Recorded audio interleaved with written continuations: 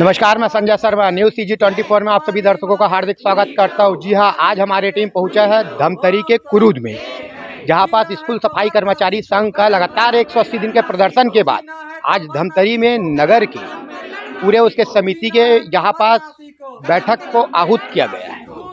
इस बैठक में यहाँ के जो नगर के अध्यक्ष है धमतरी जिले के पुरुषोत्तम कुमार साहू जी, साथ ही इस समिति के जिला सचिव रवि शंकर जी आपस प्रमुख रूप से उपस्थित। आज हम बात करते हैं आगामी योजना को लेकर स्कूल सफाई कर्मचारी संघ के धमतरी जिले के अध्यक्ष पुरुषोत्तम कुमार साहू जी से।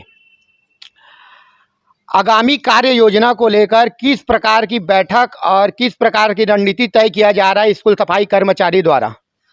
हमारे धमतरी जिले में आज जितना भी जिला पदाधिकारी हैं, ब्लॉक पदाधिकारी हैं, उन सब का एक बैठक ले करके एक रणनीति बनाया जा रहा है, जिसमें आगामी बैठक या आगामी रणनीति के बारे में हम लोग चर्चा कर रहे हैं कि इस बार की जो आंदोलन होगी, जो सरकार हमें 300 रुपये देकर छलावा कर रही है, जो अपने जन घोषणा पत्र में नियमितीकरण कलेक्टर दर का वादा करते हुए आज महज 300 रुपया दे करके हम लोग के साथ धोखा करे, उस सरकार के खिलाफ एक बहुत बड़ी रणनीति तैयार किया जा रहा है। उसी के लिए बैठक है। साथ ही साथ हमारे स्कूल सफाई कर्मचारियों का 2 अलग अलग यूनियन था, वो 2 यूनियन एक हो गए हैं। अब इस दोनों यूनियन एक होकर के लड़ाई आगामी लड़ेंगे।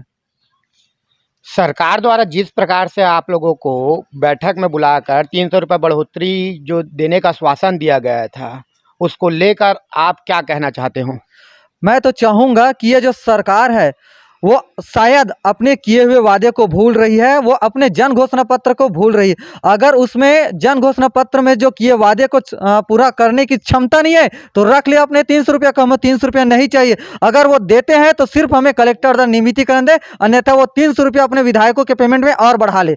मैं अपने तरफ से स्कूल सफाई कर्मचारी को जो 300 रुपये देना चाहते हैं, मैं उन्हीं को और दे देना चाहूँगा। अब हम बात करते हैं धमतरी जिले के सचिव रवि शंकर जी से।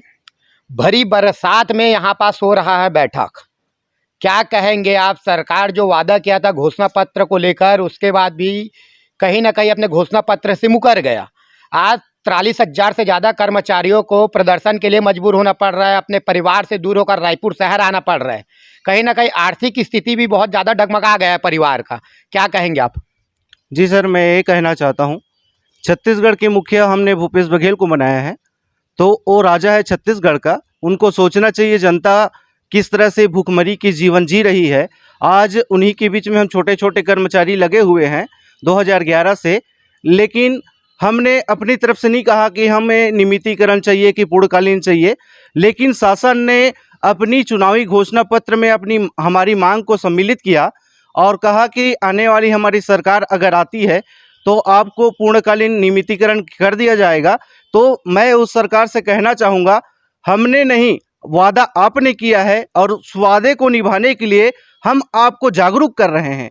जनता आपसे जागरूक कर रही है कि सरकार देखो, आपने जो बातें कही है उससे आप मुकरो मत और हमारी मांगों को जल्द से जल्द पूरा कर दो। आज महंगाई के तौर में देखा जाए तो बच्चों को पढ़ाने के लिए, यहाँ तक कि कोई अगर हमारे सफाई कर्मचारी बीमार हो जाते हैं तो उनको इलाज करने के लिए उनके पास पैसे नहीं होने के कारण उनकी मृत्यु हो जा रही है। फिर भी शासन की ओर से उनके ऊपर कोई संज्ञान नहीं लिया जा रहा है, न कोई कहा जाए तो कोई राशि उनको सहयोग नहीं दिया जा रहा है। तो ऐसी स्थिति में हम सफाई कर्मचारी जूझ रहे हैं। सरकार जो अपने घोषणा पत्र में वादा किया था और एक छत्तीसगढ़िया वाद का नारा देकर सत्ता में आया था, जहां पास उसको स्पष्ट बहुमत मिला था, उसके बाद भी कहीं ना कहीं छत्तीसगढ़ियों को और छत्तीसगढ़िया के जो अधिकार है, जिन लोगों को वादा करके सत्ता में आया था, उसको भूलते जा रहा है। क्या कहेंगे इसको लेकर? जी, वो वादा उसने किया है और उस वादे को खुद मुकर रहा है, खुद भूल रहा है। तो ऐसी सरकार नहीं होनी चाहिए। सरकार बल्कि ऐसी होनी चाहिए जो जनता की हित में सोचे और देखा जाए कि कौन सा कर्मचारी एकदम निम्न वर्ग के हैं उनको ऊपर लाने की कोशिश करेगा, तभी हमारी छत्तीसगढ़ तरक्की कर सकता है। यहाँ तक देखा जाए तो छत्तीसगढ़ के हर एक कर्मचारी के साथ शोषण किया जा रहा है। ऐसी हमारी छत्तीसगढ़ की सरकार हो रही है। स्कूल सफाई अंशकालीन कर्मचारी का सिर्फ 2300 रुपये महीने का सैलरी है। उसमें आप लोग 1000 रुपये में सिलेंडर लोगे कि 2300 रुपये 2400 रुपये लीटर मतलब टीन लोगे? तेल का टीन का रेट लगभग यही है, 102 रुपये लीटर पेट्रोल है। तो आप लोग अपने जीवन यापन किस प्रकार से कर रहे हो अगर इतनी कम तनख्वाह है उसके हिसाब से?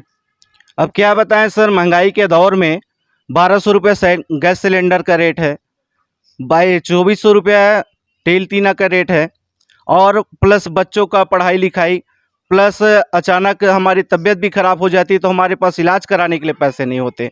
ऐसी स्थिति में चल रहे हैं, इसीलिए हम शासन से बार बार गुहार लगा रहे हैं कि हमारे छत्तीसगढ़ के जो राजा है उसका कहना है भूपेश है तो भरोसा है। उसी भरोसे को लेकर हमने 167 दिन 180 दिन की हड़ताल किया, फिर भी शासन, छत्तीसगढ़ के शासन का कहना है, मुख्यमंत्री का कहना है, अगर तुम लड़ाई नहीं लड़ोगे तो जीतोगे कैसे, बोलता है। एक तरफ बोलते हैं कि हम लड़ाई लड़ते हैं, तो एक तरफ बोलते हैं कि नहीं तुम हड़ताल को समाप्त करो फिर मुख्यमंत्री से मुलाकात होगी आप लोगों का। तो दोनों तरफ की बातें करती हैं, तो हम जाए तो जाएं कहाँ। और इस महंगाई के तौर में अलग मर रहे हैं, और छत्तीसगढ़ की जो सरकार हमसे झूठे वादे किए हैं उनकी तौर में अलग से मर रहे हैं। तो जाए कहाँ और किससे फरियाद लगाएं? हमारी गरीबी को, हमारी स्थिति को, परिस्थिति को किसके पास रखें, किसको बताएं? कौन है सुनने वाला इस छत्तीसगढ़ के जनता की, छोटे छोटे कर्मचारी की जो भूखमरी की जमाना हमारे ऊपर ग्रसित हो रही है, इनके सुनने वाला अगर कोई है तो आज हम छत्तीसगढ़ के मुखिया से निवेदन करते हैं, आपकी न्यूज़ के माध्यम से, और जो भी इस न्यूज़ को देखेगा उनसे भी निवेदन करते हैं कि हमारे छोटे छोटे कर्मचारी के मांगों को संज्ञान में लेते हुए हमारे छोटे छोटे कर्मचारी के हित के बारे में सोचे, ताकि हमारा भी परिवार और हमारा बीवी बच्चा अच्छे से भरण पोषण कर सके। और हमें सिर्फ एक ही मांग है, अंशकालीन से पूर्णकालीन करते हुए नियमितीकरण, ताकि हम लोगों के भविष्य भी सुधर सके, हम लोगों के बच्चे भी अच्छे से पढ़े लिखे और हम लोगों को भी अच्छा सा भरपेट खाना मिल सके। जिस प्रकार से आप देख सकते हो कि कर्मचारी को कहना है कि सिर्फ हमारा एक ही मांग है, नियमितीकरण। जी हाँ, हम बताना चाहते हैं कि कर्मचारियों का सैलरी सिर्फ 2300 रुपये प्रति माह है, जिससे उन लोगों के परिवार में गुजर बसर बहुत मुश्किल से किया जा रहा है। आज के महंगाई के दौर पे जहाँ हर चीज़ का रेट आज आसमान छू रहा है, वही सिर्फ स्कूल सफाई कर्मचारियों को मिल रहा है 2300 रुपये। अपने अधिकार को लेने के लिए कहीं ना कहीं एक लड़ाई लड़ा जा रहा है। वही लड़ाई के रणनीति के तौर पे आज धमतरी जिले में स्कूल सफाई कर्मचारी संघ का आज बैठक आहूत किया गया है। सरकार को जगाने के लिए और होश में लाने के लिए और अपने मांगों के लिए प्रत्येक व्यक्ति को संघर्ष करने का अधिकार है।